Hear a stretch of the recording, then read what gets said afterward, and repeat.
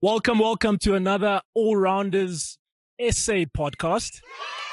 Put your digital hands. Yeah, well, today I think I'm flying solo because Upila Sande Sikaba is not with me today because the man went to the ICC Under-19 World Cup. Is the host of Parker and also, of course, a Super Sport Xhosa commentator. So he's moving houses today. So unfortunately, he won't be joining us. But I'll be trying to, keep it down for him. And then, of course, I think what's exciting today, we've got a former player who played for Eastern Province. He played for Derbyshire. I think there was Surrey somewhere in there. He played in the CPL, in the IPL, and of course, a former Protea as well. And we can't forget the main part, which is Klate kind of also mentioned it. Galvendale's finest, because it seems to be they've got rugby, they've got cricket, they've got hockey. They seem to be having everything. I think Coach Robin Peterson, thank you so much for joining us. Welcome to the show. Thanks for having me. I followed you guys a bit, so finally I've got my opportunity now. So thank you guys very much. I mean, just being at the Wanderers is always a great pleasure and honor for me. So thankful for today. Cool. I mean, it seems like today the weather gods, because it's an important game. You guys sitting pretty on top of the table. The Warriors 6 out of 6 so far in the competition. You're looking forward to today and what's going to be possibly a fantastic game with the Lions and of course the Warriors firing at all cylinders. Yes, it should be a fantastic game. I think both teams are playing good cricket at the moment. Lions obviously littered with a lot of national players and our guys kind of being the young upstarts a little bit. So we're trying to forge their careers. So it's a nice opportunity for our team to measure ourselves against a team that's slightly more experienced internationally. So to see where they need to get to and, to sort of see that they're not that far away, they get their heads down, stick to the game plan. And, it's always a privilege to play at the Wanderers. I love this ground. It's probably right up there with St. George's Park, my favorite ground in the country. So, I'm looking forward to it. And I know the boys enjoy coming out here and challenging themselves. So we came out here in the 50 over comp and we stole some points. So hopefully tonight will be no different. You mentioned obviously your background to the Wanderers. I just want to quickly go back to you and your playing days. I mean, what are your earliest memories of the Wanderers coming back here today? Yeah, I think there are two things that sort of stand out for me when coming back here always. There's my A-section debut, played against the old Transvaal back then with guys like Bacha, Porky Bacha, Daryl Cullinan, Clive Eckstein, Ken Rutherfords, guys that were perennial winners. So it was challenging for a young boy, not knowing if you're good enough. I remember getting Andrew Hall on the sweep shot. He was my first A-section wicket. So those are things. And then obviously who can't forget the 4-3-8 game, you were just part of. I wasn't part of the team. It was still the impact player rule then in 50 over cricket. So I was like the 12th guy. Didn't need my services. Clearly not. But so those are two memories, my A-section debut and just the atmosphere of the Wanderers in Johannesburg during that 4-3-8 game was unbelievable. I'm sure you're pretty happy. Most bowlers, probably one of those good days to miss out on, or where you, as an all-rounder yourself, would have loved to be part of it. And as a fighter as well, I'm sure you would have loved to be part of that particular day to play. Yeah, I'd have loved to have played, of course. I think at that time, Australia were probably the best team in the world, over a long period of time. So every time you could come up against them and measure yourself, it's the hardest cricket you'll ever play is against Australia across that period. So obviously wanted to play. But, I remember the energy, the warm-up, just the build-up to that game. The series was 2-2. It was all to play for, the bull ring. So, not too disappointed missing out on that pitch, but... glad the boys, had a memorable experience. And, in our cricket, we've, there's probably one game where we can give our country something to be proud of, where we always celebrated year on year on that day. Yeah. I'm going to take you back a little bit because I did say our last podcast, we had Daine Klate with us, which is a is a fellow Port Elizabeth and of course Galvendale player. Take us back to Port Elizabeth, your earliest memories growing up in Port Elizabeth. Sheesh. My earliest memories of sport, I mean, that's what we did in Galvendale. sport was a massive thing, athletics days and all sorts, where all the schools would compete against each other. So, playing cricket in the street was just a normal thing. There'd be like 10 games going on.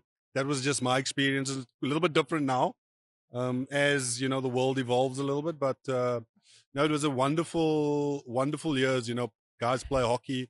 We'd had that one massive facility where you'd had the footballers, the cricket players, the hockey players, the tennis players, they're all rubbing shoulders, so that exchange of, professionalism and we had great coaching, I must say, growing up. That's the one thing I always am grateful for is, the teachers at our primary schools introducing us to sport, committing hours after the school to actually coach us. And then, from there you go to your club training, and if you that passionate about sport, you stay on for the senior training. Yeah. So you're always playing with guys a little bit better and older than you. So I guess that fosters a great, platform for developing your skills. So it was a wonderful upbringing, I must say. I mean, guys like Ashwell Prince, playing against him in the street, Alvaro Peterson, I mean, Barnett Kruger. I mean, these are different guys coming from different streets in our neighborhood, actually playing against each other. And it was quite competitive. You get taught that winning is important, even though, the camaraderie afterwards is what we play for. But very blessed, I mean, guys like Daine Klate, as you mentioned, I think Klate is a secret professional cricketer inside, he loves the game. So, I'm sure he harbored ambitions of becoming a cricketer, but what a wonderful sportsman that this country has produced too. So we're very proud of the people that come from our community. Yeah. And of course, you are someone who's also pretty special when it comes to you. I mean, you're a hockey player as well, and of course, a cricketer. Where did those two kind of happen about? Was again just growing up in the community and you picked up both? No, listen, my family was always into hockey and cricket. I think that was the sports that all the kids in our family generally gravitated towards. So my family probably in hockey, they have done quite a bit in terms of the game, in terms of, governing and being part of boards and stuff back in the day when our sport was still segregated. So they were really played a big part, especially in hockey. So that's how, you just picked up a stick when you're growing up. You see photos when you're 2 years old. I mean, of course, you can't remember that. But no, I really enjoyed my hockey. I had a lot of people that sort of backed you, and you were well coached. And you always played, like I said, you always played 3 or 4 age groups above because there was nothing else below. It was only under 16 or, that introduction level. So if you played club hockey, even though you were 9 years old, you were always playing against guys 4 or 5 years your age group. So you learn to toughen up a bit. And, if you can compete against them, maybe, there's something you can do in the sport. So, but I really loved my hockey. And cricket was sort of, I'd say a sort of byproduct. I'd say hockey was my first love, to be honest. Probably helped my cricket a little bit, in terms of the being a little bit unorthodox with the bat and a little bit more creative, because hockey is a creative game. It's about using space and how you use your hands to manipulate the ball and get it in different areas. So I think the two definitely played a role. And then I wasn't a fan of big pre-season running in cricket. I found that boring. So hockey was obviously, the perfect outlet where you could just use it as an excuse winter to the training. coach. That's my fitness training, and then just come to train cricket after. And at probably what point then you said hockey was your first love, and obviously cricket just was a byproduct. When did those two end up like surpassing each other, and then cricket getting ahead, being the sport that you take forward? Yeah, I think it was quite, to be honest, when I played, I didn't even think I could become a professional cricketer after school. Those things were not on offer for us. I think the game started to be professionalized, and sort of academies started being a lot more serious, sort of, towards the end of my high school career. So all of a sudden you could get paid, and, there was money in the game to sort of support tours, and where hockey never had that. So instead of pursuing hockey, it just seemed like the obvious that you can't put the pressure on your parents really to fork out 10 grand for every tour. It's a lot of money for people from, where I grew up. So, cricket allowed us just that opportunity to not really think about money, not worried about being paid, just to give you the opportunity to keep playing and not really affecting your pocket too much. But I did enjoy it. I did enjoy performing at cricket, but I think I was probably a far better hockey player than cricketer, when I look back at it now. Yeah. And I'm going to go and say, little research some research that I did about you. I hear you're quite an academic person and you've done your studies as well outside of the game. If you had to be anything when you were growing up, what would that be? Like I said, I didn't think about ever being a professional sportsman. That wasn't something that people from my community did. It was, you're going to study, you're going to work, you have a family, and you see where that ends up one day. You try and be successful in that way. So, like I said, the game was changing towards the end. But if I had to, my dad always says this, that he loves vicariously through his kids because he wanted to be a doctor. My brother's a doctor, and he wanted to play cricket, for South Africa, and now he had a son that plays cricket for South Africa. So I guess it's all about your parents exposing you to things and just higher level thinking. From an academic point of view, when I retired, I realized that playing cricket taught you only so much in terms of skills. You had to develop other side. If you wanted to have a career, like long-term career after, just coaching, you want to stay in the game for as long as possible because it's given you so much and your family so much that, if you can find the skill set that can allow you to help other people and get better and sort of grow the game and shape the game, wherever that is, it doesn't have to be, just locally in Port Elizabeth. It could be anywhere internationally, the way the game's becoming so global these days. So, that was my thinking. And fortunately, I had a lot of support along the way financially from people that have backed me to sort of support that, my studies, and obviously your family that, support a lot of it in the background when things get tough and you want to give up. That whole resilience thing that cricket has taught you actually. You got to keep going. And fortunately, I was able to get my master's in Manchester Met, in sports directorship. So I learned a lot about, and meeting a lot of new people from different backgrounds, sporting backgrounds, which, accelerates your development, especially upstairs. How things could be run, and, if you want it to be high performance, what that needs to look like, it's not really about the money. It's more about your mindset, towards problems and approaching it. Yeah. That's incredible, and I do hope at some point, because he is the general manager at MI Cape Town, and that was first year. Second year was head coach, so I'm hoping at some point we'll tap into that space of the Masters in Manchester. But the earlier days of now, you are you have a contract. You are playing for Eastern Province. You are someone that's grown up in the Eastern Cape. Talk us through that feeling now of representing, playing for the Red Army and the province that you grew up in, and of course the stadium that you mentioned that you loved. Yeah, my earliest memory is going to watch Eastern Province first. That's where the dream starts. You go to watch the old B&H games and packed stadiums. Your family takes you, and nothing happens without your family. Your parents were always taking you to the games because they were also sports lovers. So, I was very fortunate that they didn't tell me to become a cricketer, but by exposing me to coming to games and seeing what it's like, all of a sudden you start, that dream starts developing. But no, for me, it's a privilege. Everything started for me in Port Elizabeth. All I wanted to do was play cricket for Eastern Province and the Warriors. I didn't even think of playing for South Africa, or that was a reality, that you always start somewhere. And then from there, it's interesting because my playing days as introduction, EP have invested in me as a schoolboy and coming through their systems and their pipelines, and you go on to play for them, represent them, and then, sort of coming into the coaching setup, an opportunity presented itself. They called me, and, I'm grateful that they brought me back, So, it's a bit of a love affair with EP sport, not only cricket, but, I love the region. There's a lot of good people that come from there in sport, people that have forged careers right around South Africa and internationally, from that region. It doesn't always get the recognition it deserves, nationally, what it actually has produced. I mean, you look at guys like Sia Khaleesi's from there, Rassie Erasmus, guys that are sort of setting standards globally, in terms of what they are doing at the moment. So, there's a lot of good people there, that have done a lot of important things. I mean, the Lions coach, Russell Domingo, who we're up against tonight, from Galvendale.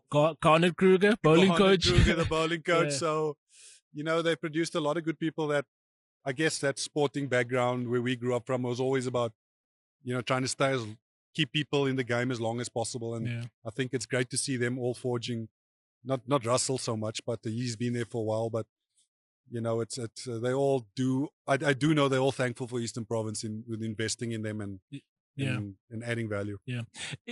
Professional cricket is one of those tough places where, first of all, you either get 1 year or 2 year contracts for starters at domestic level, so there are no guarantees. Like I said, you making it through at Eastern Province, when did it become real that I could have a career playing this thing and being a professional cricketer? To be honest, I never ever had that thinking. Yeah. I just sort of played the game. Maybe it was a mistake that I never had someone to actually show me the long-term benefits if I do certain things well now. Yeah.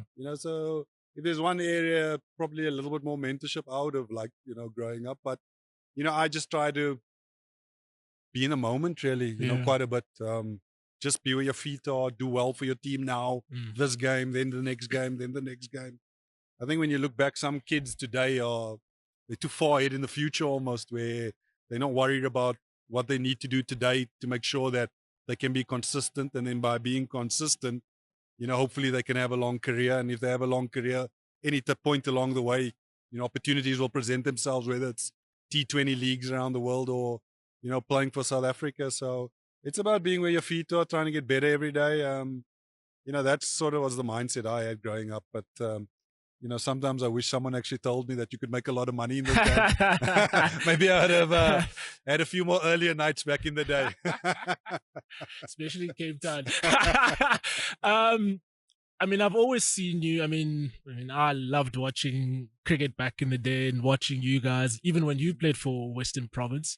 And we've seen you backed 7, generally around there.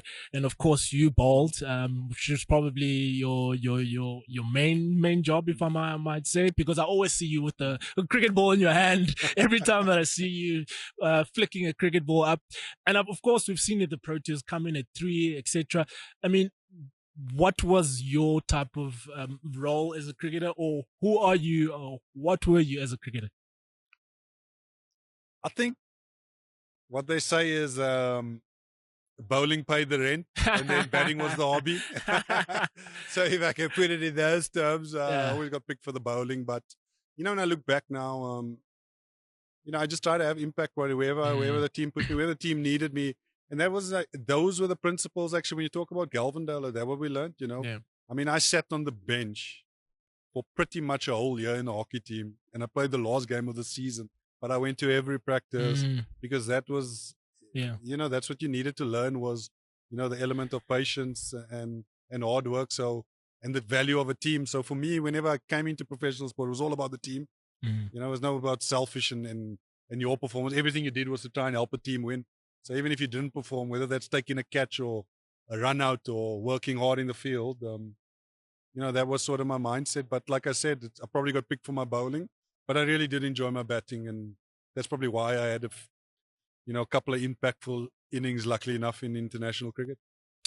You've, like we said earlier, you played for Proteas for quite a few years with 15 tests.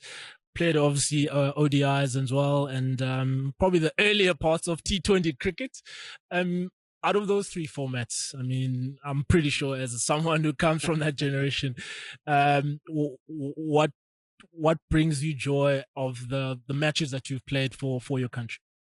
Like I said, you don't remember the game so much. You remember more the series that you've won, like winning in Australia and being part of the team in England, that won in England and Australia. I mean, those were big moments, like for our cricket, as a test team. So I was more motivated by those things. And I think you don't even remember what happened on the cricket field, more the camaraderie afterwards, the build-ups, the actual conversation you had, how you want to go about it. And when you see it all play out on the cricket field, that's where the magic happens in sports teams, I believe. So, it was never really about the game for me. Even though I loved playing and performing, it was more about actual, a group of people coming together and just doing something, that you can be proud of. And, maybe that turns out into a little bit of success, because you don't win everything, in sport. Sometimes you lose. There's got to be a loser.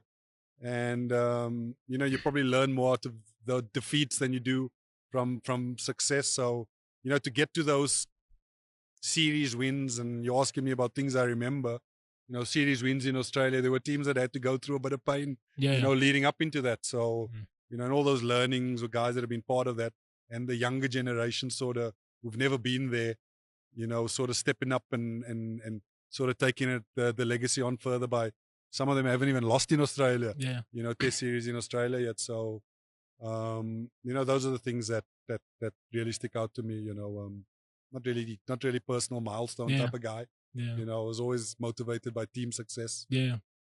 You made 2 domestic moves, I'll say, in South Africa. There was one to Cape Town, and if I can remember, I was still playing at the time, the Knights, which is something also to tap into. I mean, to leave your home and move to Cape Town, what was the decision behind that? Leaving, of course, the people that you love and the area that you grew up in, and move to the mountain of Cape Town.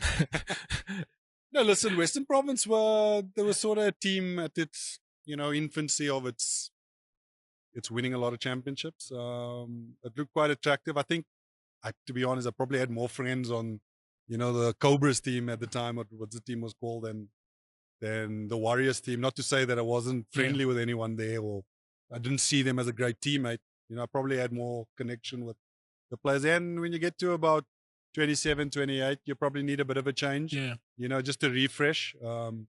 I felt that I needed that. And, luckily Shukri Conrad contacted me, and there was an opportunity to go and play there. And, it was an enjoyable experience. I played with a lot of guys that, we're still friends today. If we see each other, or we're in the same town or whatever, you try and catch up with them as much as possible. And, often over a few drinks, and then the old war stories come out. And, no, it was a very enjoyable experience, but it was all about testing yourself. I think if you stay in your comfort zone for too long, there's always 2 ways. Either you leave too early, or you leave too late. You got to find that timing where you're confident in who you are and your ability, and then you know that when you go to a different team, you can perform straight away and contribute to that team. So, there are different ways of looking at it. I think for me, I just timed that move just right in my career.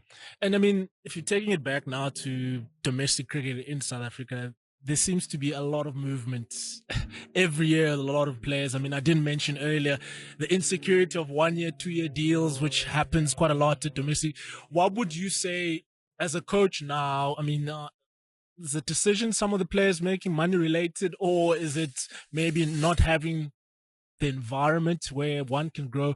I mean, it just seems to be every year you're seeing a lot of guys moving around in the country. Yeah, that is a concern. I think guys want to move for opportunity. They have a lot more opportunity now. I mean, in my day, there were 6 teams. So if you didn't make it, you've got to work for your spot. That's kind of the way it was. So, that's interesting. I guess you got to ask the players,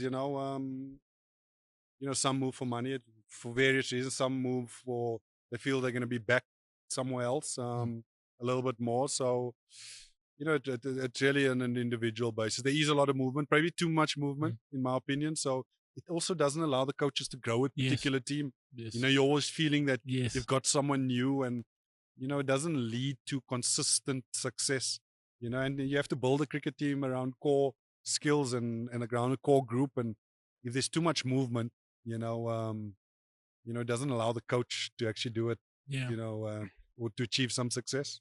Yeah. I'm going to take you back to I think it was December, in that season. I think you were at the Knights when I think I heard one of the earliest retirements in the season.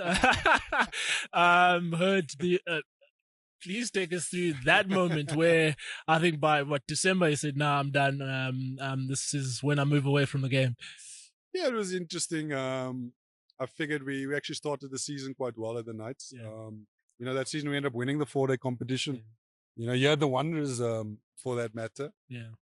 But when you sort of take wickets, I took a 6 for the week before.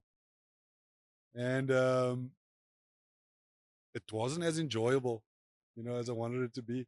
So, when I got to my home ground, I sort of woke up one morning. I said, "Nah, this is not for me." The warm ups, facing fast bowling. I already faced Andrich Nokia and those guys my last game, so it wasn't too enjoyable, might I say. So you just know as a player. I mean, people just say you just know when it's time to walk away. I it's not that I didn't give my all there. Yeah. At the nights, I tried hard. Yes. I mean, Yes. as hard as I could. But you just got to look for new challenges at the end of the day. And the thing with Super Sport came up. I didn't ever look for something like that. Yeah. It was just, I guess, for being around for long periods of time. Fortunate enough that, they contacted me to see how I was retired. That's kind of the story of my life. Things just sort of, Yeah. one thing fell into the Yeah. other, Yeah. So I'm very privileged to say that I've had a lot of different experience in cricket, whether it's up in the com box, Yes. on the field, in the Yes. coaching, playing, so that's been great. And, I've loved every minute of it. In those few years, I mean, as I was starting, obviously at a professional level, you're a very different type of spinner, even though you are left arm orthodox. And why I say different is you gave it a lot of air. You bowled slower than most guys that I saw. What was, I mean, you're very aggressive as a person, even though you're a left arm spinner. Where does that come from in terms of your approach to spin bowling, especially I'll emphasize spin bowling, because you did look to turn the ball compared to others? Yeah, I don't know. I think that's kind of like your natural attributes that you have. You don't try and change anybody. I mean, I've had tons of guys tell me to bowl quicker, this and that. But at the end of the day, you got to do what comes naturally to you. And they got to decide whether it's good enough to be in the starting 11 or not. Yeah. If you try and change people too quickly, I think you take away a lot of their strengths. Yeah. There was a period probably where people were trying to change me too much when I was younger. And, I just sort of just went back to what's natural. I think when you can be as natural as possible. You still have to be coachable because you can always improve and get better. But I think that's the role of a coach, is sort of to identify that. And I was lucky I had guys like A.D. Burrell, when I was coming through, that he encouraged that. I had a great captain in Mark Rushmere that sort of encouraged that type of bowling. So as a spinner, you're only as good as your captain. I always believe. If you don't have a great captain, it can be very hard work to be a spinner in a cricket team. So I think a good coach, a good captain. I think that I was very fortunate again to have those two key elements when I was a young boy. And, I just went back to my strengths. I was different. I was a bit brave. I wasn't afraid to get hit. Sometimes you always get coaches as a spinner, don't get hit. But actually, that's part of the journey. You got to collect. You asked me about memories at the Wanderers. I mean, that's where Brian Lara took me apart, at the end of the day. And, there's either two ways you can look at it. You don't take it as a learning opportunity, and you can fall away because your ego gets involved, or you can say, okay, what do I need to do differently here? That guy that bowled there that day, I mean, he's way too young, when I look back, he's too green in international cricket, and that's the danger. When you pick people too early too, that you could lose them. So finding that sweet spot to pick a guy at the right time, I think is also an art in selection and coaching. Yeah, you actually mentioned such an important point where Mapaka now seems to be the name in everyone's lips right now. We've had the likes of Wayne Parnell, Andile Pehlukwayo, guys many people might say maybe never lived up especially when you consider how they started. I mean, I still remember Parnell against Australia, how he blew Australia apart, and the likes of Andile, where he was finishing games at domestic level. When it comes to those, making sure that guys play, I mean, whose responsibility is that? I mean, I know there's selectors and coaches. How do we nurture guys now going forward that we don't lose all these talented players from maybe just throwing in the deep end a bit early? Yeah, I think it's, that's where the skill of selection comes into, is to understand like what the cricketer needs to develop. Yeah. And then a system needs to speak to that. Yeah. You mentioned Mapaka. I mean, he's going to have great experience now in the IPL to understand. I mean, he's only 17, but the one thing I do like about him, he listens. So he seems to me that he switched on upstairs for a 17-year-old. So he's probably closer to a 21-year-old. So that's for a coach to understand that when he speaks to him. And gets to know him. But yeah, I think in cricket, the system's got to speak to each other, really. Yeah. You mentioned the guys like Andile Petlaquayo. There's got to be a development path, where you identify a cricketer. Okay, how are we going to get him to be the best player over, in 3 years' time, and what does that plan look like for him? So, there's no perfect way, to do it, but what you can do is sort of have a plan and a strategy in place per player. I think, Yes. is very important. Whoever you bring in, if you feel in Dile Petlaquayo is going to be the next batting all-rounder, Yes. then they need to speak to the province and their development, and those coaches need to understand where he fits in. So, it's systems speaking to each other, really, that will give players the best chance to reach their full potential. So the players you mentioned there, those are great examples of, we got to ask ourselves, did we do it right with them? Yeah. Did we let them down? Because it's never a player. A player's got talent. Yeah. When he's young, he doesn't know. He's still finding his feet and who he is as a person, let alone a cricketer. So I think a system can let players down sometimes. If it's not spot on, you don't have the right people working in it. And everybody working in South Africa, it should be to let the Proteas be the best team in the world. Yeah. I love that we've already started tapping into your coach's hat. Again, when you've mentioned you had the decision where you just felt that it was enough when you're still at the Knights, when do you start gravitating towards coaching, and what was the reason for you to want to be in coaching? Yeah, there again, like I said, things have sort of just rolled on for me. I don't know why. Yeah. I'm very blessed and I'm thankful every day, for what I do. I just finished with sort of started commentating, and then the next thing, Lawrence, who was then the 19 coach, Atlanta, called me and said, "Would I like to come and join them?" I said, "Yeah, absolutely." And, one thing led to another, and I ended up going to a World Cup. Yeah. And then with my time that I played for Mumbai Indians in the IPL, I became quite friendly with Robin Singh. He was the batting coach at Mumbai at the time, and he worked in the CPL in all these in T10s. And, I was at the Under-19 World Cup, and he messaged me and asked me, "What are you doing?" And I was like, "No, I'm just working with the S Under-19." And he heard that I was coaching, and he just said, "No, come coach with me, come be my assistant, and, in the Caribbean." So I was like, "Okay, I'll do that." And then next thing, you went to the T10, and, just sort of at that time, things were shifting at the Warriors, where their coach got a different opportunity. And, because I was in the system, I got a phone call, and then that's how it kind of unfolded, really. It's not something I said I wanted to become a cricket coach. No way, often I would sit with Gary Kirsten, we would talk behind the scenes when he was still Proteas coach, and he sort of encouraged me to maybe think along those lines. So I don't know, man. It's not something I consciously wanted to do. Yeah. But the more you do it, like anything in life, you learn, you make mistakes, you think how you can get better, and it's a process. People think coach gets a contract for 3 years. Okay, he never won anything, he's done. Yeah. But actually, if you keep doing it, the better you become at it, and you start developing your method. Yeah. So, and you evolve with the way the modern day cricketer evolves. You got to evolve your methods and way of communication and style too. So, that's a lot more layered to become a cricket coach than putting out the cones and just picking a starting 11. Yeah.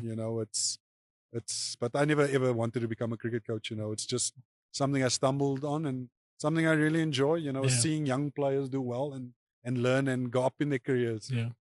I did mention earlier you've played in county cricket, you played in the CPL, of course, South Africa, domestic cricket, obviously IPL.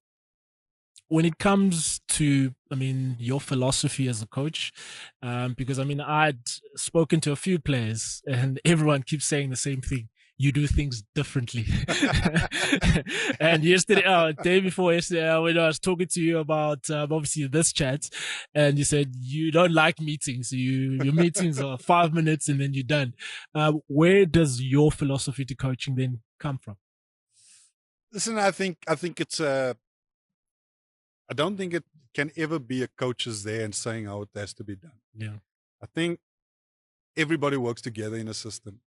A as far as the philosophy is concerned, listen, I always gravitate towards exciting players. That's me. That's my inclination as a coach again, is I like to see players be brave, take the game on a little bit, but also identify periods where they have to be a little bit more conservative, so I like smart, aggressive cricketers. And I know smart sounds like conservative, but guys that understand that, there are periods and passages of play where you have to, let me use an example, build a partnership with its batting, to be able to build momentum. You're always looking at building momentum, no matter the format.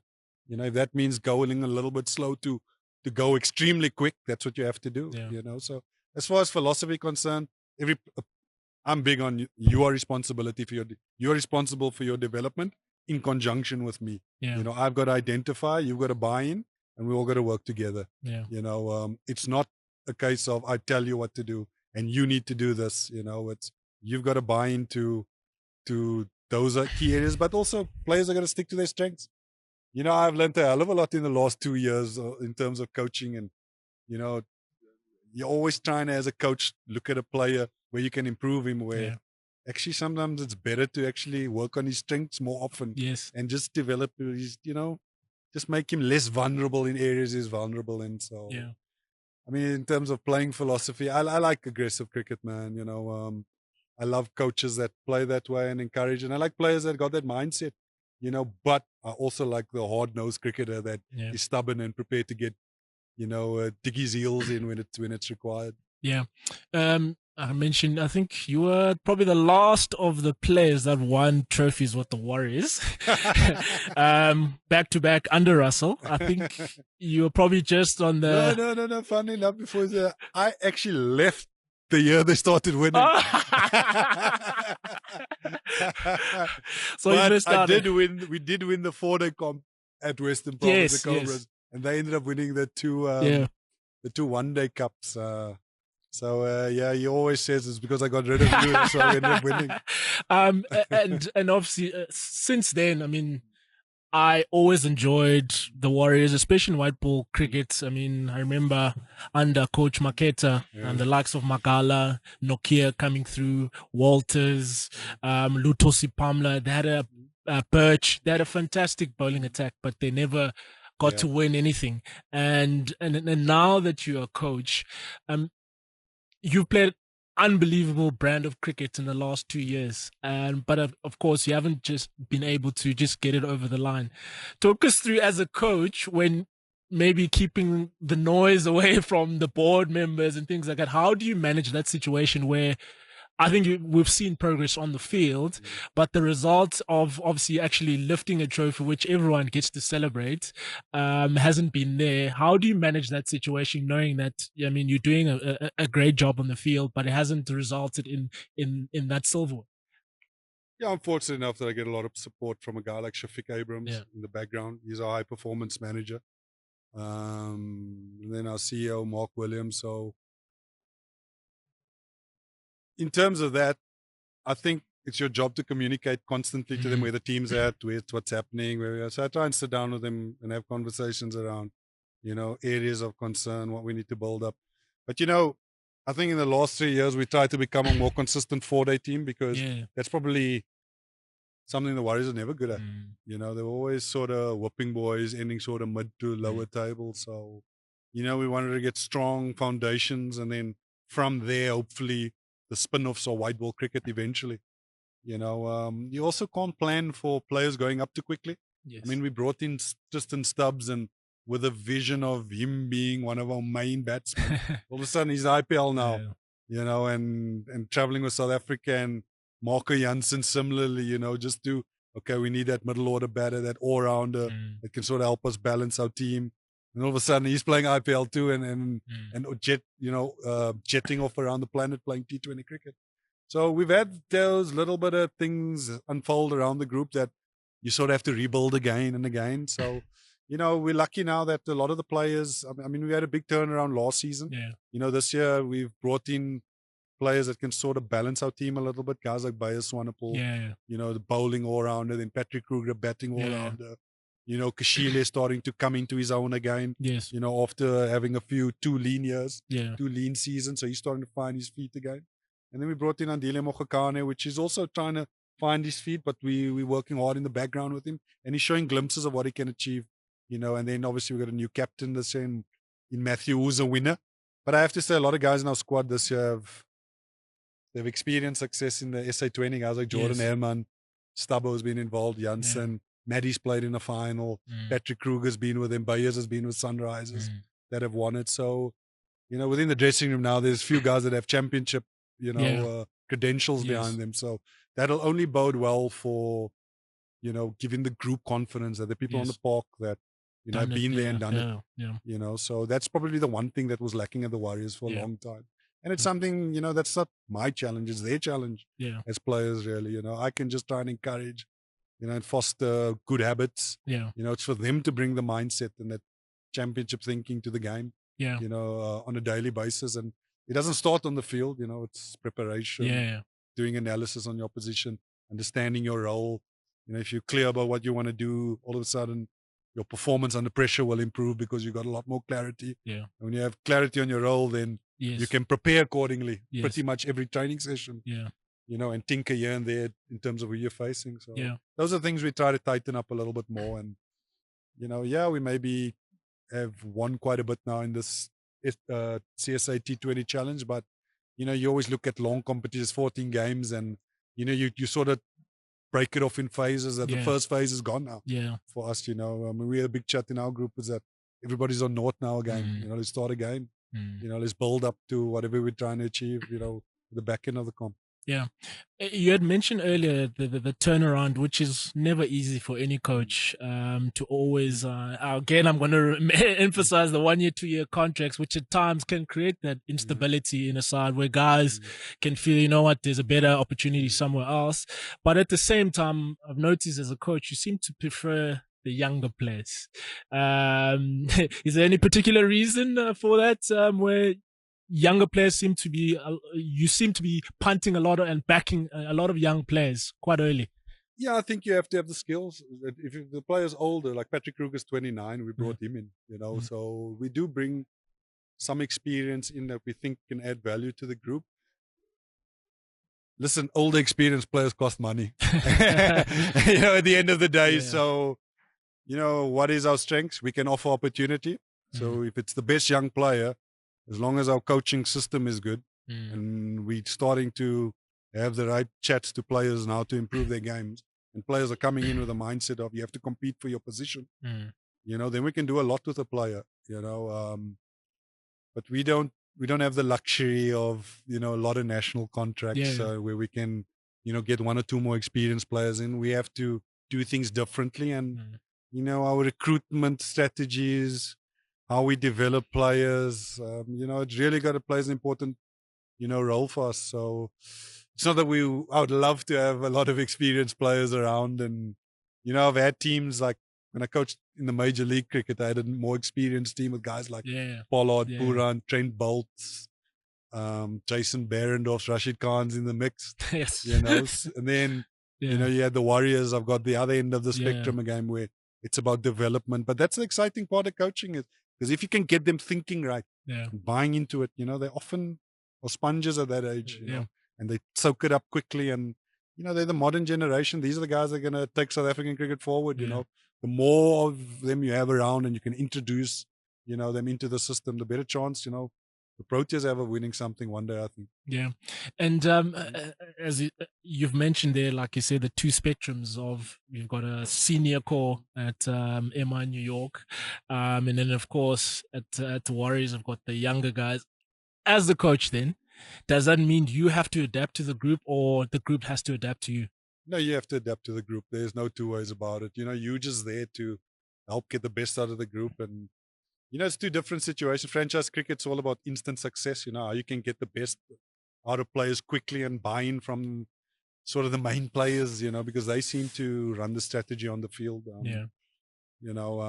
Experienced players, you just got to trust that, the bigger the moments, the closer you get to crunch time, they sort of elevate their performances, younger group, a little bit more hands-on, a little bit more one-on-one, a little bit more keeping them aligned to the plan consistently. So a little bit, I'm not saying the one is less effort. I'm saying from an emotional point of view, it's more effort because they're still developing, and you got to just keep them understanding that they have to have consistent processes in place for them to be successful and to be consistent. And by being consistent, you can have a long career. Yeah. You know? Like I said earlier, you've mentioned your side right now sitting pretty on top, 6 out of 6. I'm pretty sure with such a fantastic start. I know most coaches will say we're taking it, like you said, in batches. How excited how you have started this tournament, and I'm sure you're pretty looking forward to those sealing those semi-final positions spots. Yeah, we're excited.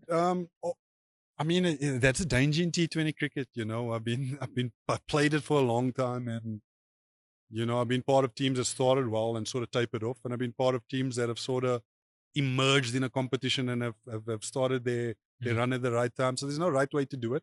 You know, doesn't mean you start well, you're gonna end up winning it. It doesn't mean you start badly, you're not gonna be there at the back end. You know, there are plenty of examples Australia. in T20. Exactly, Australia, this World Cup ended up winning it. You know, and funny, that's my example I use in the team meeting, is that anybody can beat anybody on that day. I think it's important that we just measure ourselves in our game plan. You know, not the W all the time, or get too high on the wins, or get too low on the losses. It's just how well did we execute what we were trying to achieve. And if we can hit those targets more often than not, you give yourself a chance. You still need an element of luck, man. You know, T20 cricket, the bounce of the ball, you know, a run out directly, you know, sort of average umpiring decision that can swing a game, you know. So there is an element of luck, but I think if you can control your processes, you can, and you play it as well as you can play as a group, I think you can sort of walk away with your head held high, regardless of the result, you know. But there is an ambition to try and win a title, whether that happens this year, in future, whatever. You know, if you can keep this group together for long enough, and you know the Proteas don't poach some of them too quickly, then you know, maybe we'll have a chance one day. And well, we certainly hope, because I mean, you still maintain your 2 contracts there at the Proteas. It would have, I'm sure you would have been happy if there was an additional Protea contract there to find space for so maybe another add-on to your squad. When it comes to your side now, in terms of, I mean, the way you've played in this SA T20 challenge, you've been seen as the more aggressive side in the tournament.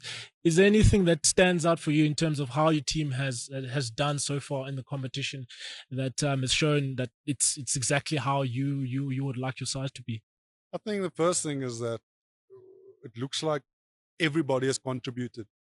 You know, everybody from 1 to 11 has done something, you know, and whether it's a wicket, whether it's a catch, you know, whether it's a critical partnership, you know, that's been the hallmark of the team. And it's something you have to remind young players about, is that, you know, it's always about the team and, you know, understanding where your role fits in. I'd say we've been fortunate enough to have won probably bigger moments than our opposition. We haven't won all the moments, but I think the ones that mattered, we won more often than not, which is important in T20 cricket. So I think from that perspective, it's exciting that they've managed it. And in the form of, you know, everyone looks in great nick. And then I have to say the Matthew Bretsky's captaincy. He's been outstanding in terms of his bowling changes. I mean, he's clearly picked up some serious experience now at the SA20. You know, you can see, because I can have the best laid plans, you know, we can come up with the best laid plans. You need someone to direct the plan out there, and you know, and then there's someone to read the game, and then there's someone to make the right bowling change at the right time. And I just feel that he seems to have the knack more often than not to do those things. I mean, who's going to think of bowling Sia Sametu, the 19th over at Centurion? I mean, we had other seam bowling option. You know, he took a gut feel, he got Markram out, got 2 wickets. All of a sudden we end up winning the game. And then captaincy is critical in T20 cricket. You can't, I don't think you can win by having someone that's not strategically smart and the ability to read the game, you know, and I think that's been a strong part of why they've sort of been successful. You know, I could pick out the top of my head 4 games where his decision making has sort of got us over the line a little bit, you know. So honestly, he's like so well prepared in his game, and in terms of who he thinks can do a job where, and potentially if things happen like this, that's the route I can go. So I don't really need to do too much with him. I think the only thing he might discuss who bowls the first 2 overs. After there, he's got to decide and have a feel. And he's pretty well in terms of the way he structures things. So, he's still young. Yeah. The captaincy side. Yes. He's already showing that he's got a flair for it. The leadership side, as he gets older, he'll develop on how to deal with people and get the best out of people. But his players trust him. They trust him and they trust his decision making on the field, which is a huge plus for him already. Yeah. The big talk of South African cricket has, of course, been the fantastic SA20 in the last 2 years. Mentioned earlier that you had started as the general manager in the first year. And second year, you were the head coach of MI Cape Town. Talk us through that journey and that experience now of franchise cricket, which is kind of taking off, and of course being involved in the franchise space.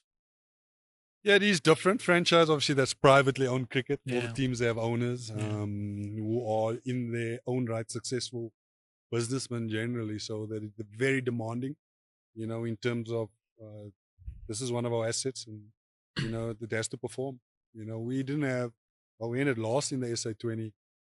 So, like I said, there's been a lot of learnings, behind, so a lot of hard learnings, not only for staff members, but for the players as well, in terms of the expectations playing for, an MI franchise.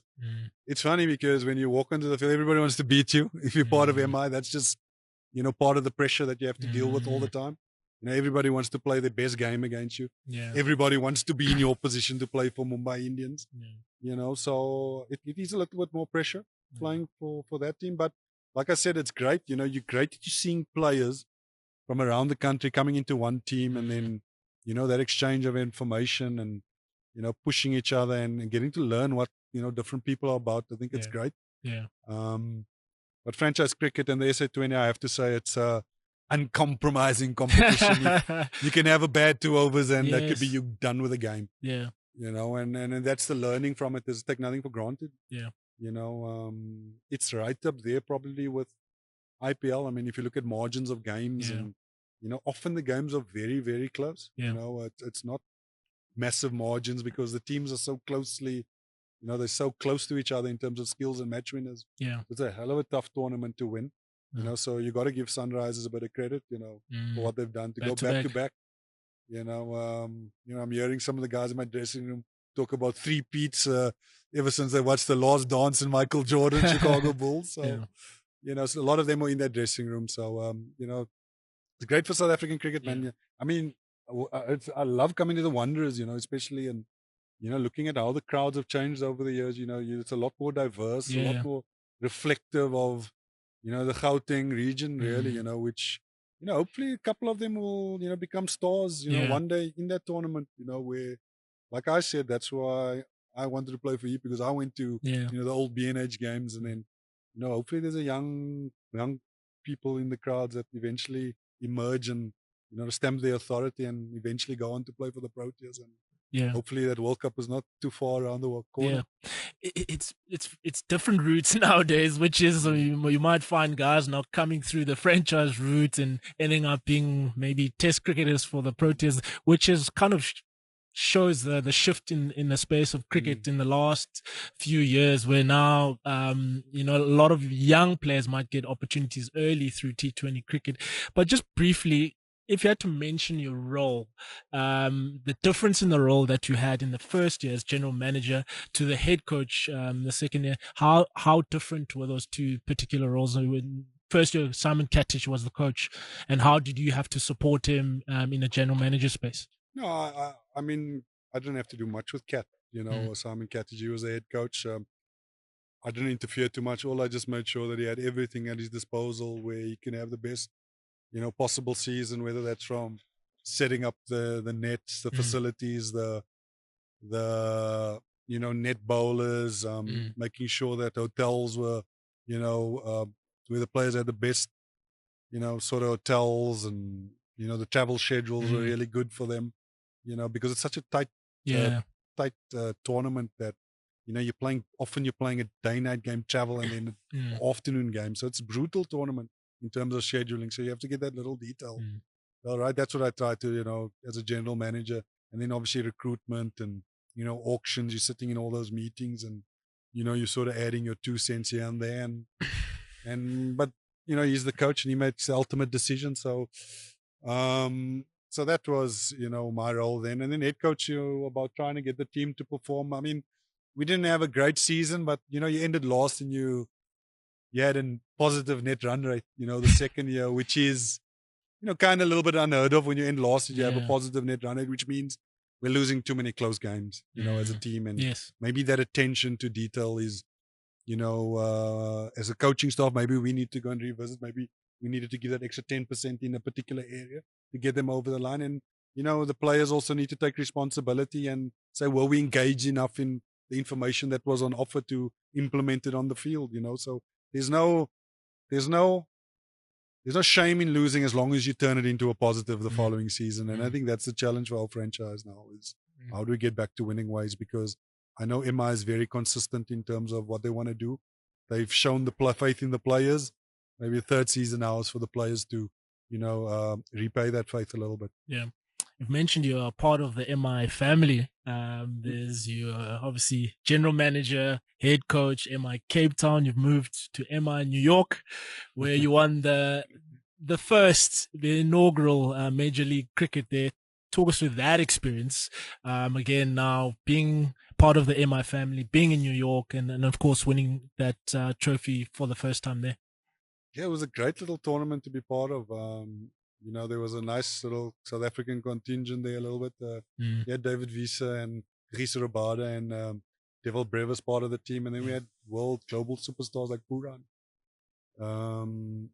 Karen Pollard and Rashid Khan, So, I mean, those are match winners in their own right, But the tournament was great. I think all the teams had, I think one thing when you have a league is you want to attract the best players in the world. I think they managed to do that in America. Even though it's only 6 teams, a very short tournament, I thought the quality of the overseas professionals were really good. And more importantly, they enjoyed it.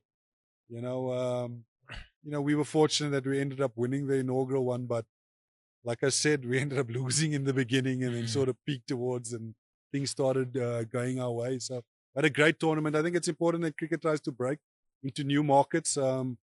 MI, this year, the Major League will be playing games in New York, so that's a different element in its own right, piggybacking off the World Cup, T20 World Cup that's going to be, played in New York and a couple of venues across America. So it was a great tournament to be part of. I know I'm saying that because we won it probably, but I think the whole experience of playing cricket in America was an eye-opener and I think it's just going to get bigger on that side of the world. Yeah. And if you had to say winning a trophy as a player or winning a trophy as a coach, which was sweeter to you as a person? I think both for different reasons. Both are like good. I'd have to say that I enjoyed winning it as a coach for some reason more. I think you're more responsible for a group. I think that sort of appeals to me a little bit more. Yeah. So I think actually, putting a process together and, watching it unfold towards the end of the competition, was really satisfying. Of course, we had strong senior players to sort of run it, but I definitely felt that you don't celebrate as much when you win as a coach, I have to say. As you're a player. Yeah. So that was a little bit different, but I do think it's a different type of satisfaction when you actually win it. I mean, if you look at the pictures, you don't see me in the images. I was sort of standing far away and just watching it. It's almost like a surreal moment when you're a coach. You don't really know what to think about it. You just sort of let the players get on and enjoy it and, observe. And, that's where you get your joy, I think, is more from them coming together as a group. And for them, it's all about winning the title. Yeah. For you, it's about seeing them unfold or, process unfold and them, the smiles on their faces and their celebrations afterwards. Yeah. Gives you a bit of a buzz. Yeah. You've been to a couple of World Cups as we close off this conversation where some have obviously fallen short of the ultimate achievement, which I think South African public would hope for. and now there's this SA20 buzz in South African cricket that I think is going to help South Africa being more competitive. If you had to take your hat now of those experiences, what would you say where we are as a country in finally getting our that final hurdle of maybe being in the final, and of course maybe bringing that World Cup home? I think if you talk to players globally, from other international teams, there's no doubt we have the team. Yeah. If we had to be honest with ourselves, we probably fell short because of pressure and expectation, and probably not having the experience within a group of what it takes to put together a successful campaign at a World Cup. Maybe those are the things that, we might need to highlight. I don't know what the current crop or what's happened in the loss. I can only speak from my time. Yeah. I didn't feel that we quite had sort of that, even though they were experienced players in their own right. To put a campaign together is still a different story in itself. How you go about it, how you train, how you recalibrate as a group, how do you get back from losing a few to getting back on the bus. So there's all those types of things. I feel that maybe we maybe weren't mature enough to sort of identify and put together and address, more importantly, and come up with solutions. So I feel that's probably where we fell. So from a talent perspective, there's no doubt we had it, to win it, but need a bit of luck to win a World Cup too. You think about even when Russell was coach 2015, bit of rain around, Duck with Lewis making the margins a little bit more in the team, batting second, but coming so close. I mean, we were so close and so many times. It's just a matter of time, man. But we got to have a system in place and a group of players that want to do it, and want to be engaged, and they got to be committed to it. Not only for this series or that series. It's there's got to be a plan in place over a long period of time, and how we're going to go about it, and how we're going to get there. To give ourselves a chance. There's no guarantee in winning a World Cup. There's only one team that can win it.